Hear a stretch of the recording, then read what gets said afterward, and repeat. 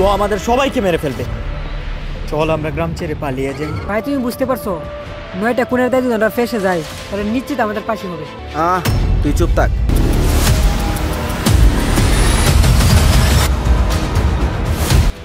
আকাশ তুই এখানে থাক, আর যদি কেউ আসে তাহলে কুকির পাখির কু দিবি, দেখিস এই দিক থেকে কিন্তু চৌধুরী বাড়ির লোক আসতে পারে। আচ্ছা ঠিক আছে, তুমি যাও।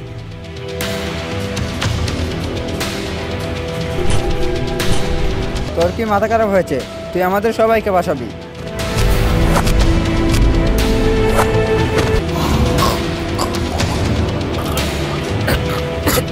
আমার কাছে একটা ওয়ে আছে, যদি সেটা ঠিকঠাক মতো অ্যাপ্লাই করতে পারি তাহলে আমাদের সবার জীবন পাল্টে যাবে।